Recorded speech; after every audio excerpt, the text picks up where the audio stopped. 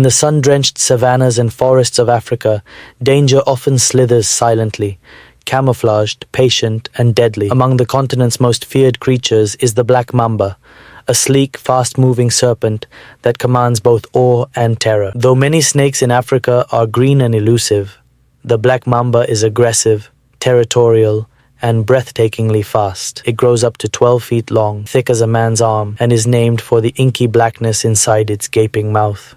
A final warning before it strikes. With the power to glide across the ground at 12 miles per hour and deliver a bite packed with neurotoxic and hemotoxic venom, the black mamba is not just dangerous, it's nearly untouchable. Victims often have mere minutes to live, and for those without immediate access to anti-venom, the outcome is grim. But this time, the mamba didn't stay in the wild. In a quiet neighborhood in South Africa, a family found themselves facing a nightmare. The sun had barely begun to dip when the children screamed, running from a shadow that slid across the tiled floor of their living room. A serpent had entered their home. The call came quickly to snake catchers Simon Keyes and Susie Gillette, veterans in handling some of the world's deadliest reptiles. Known for their calm under pressure, Simon and Susie have spent years rescuing both people and snakes, relocating reptiles that strayed too close to human lives. As their truck rumbled to a stop outside the family's home, Simon jumped out. "How are you doing?"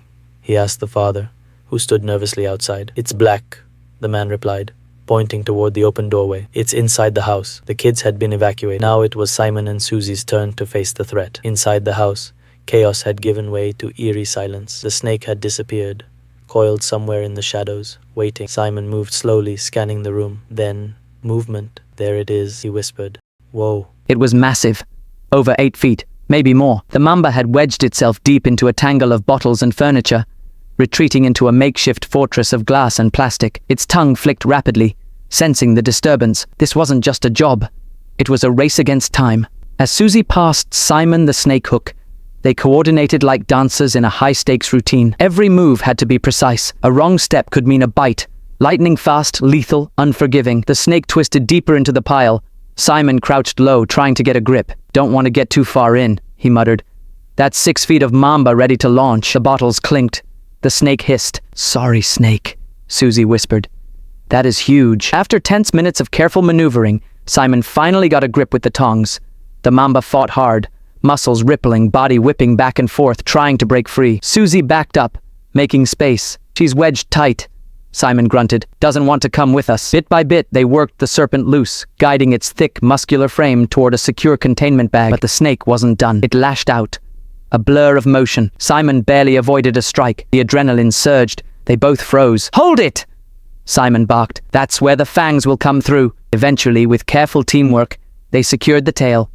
The body followed, coil after powerful coil, until the great black mamba was fully bagged. It was over. Outside, Simon took a breath and wiped the sweat from his brow. "Probably one of the biggest we've caught," he said. "We should measure it." Stretching the snake carefully, they confirmed it.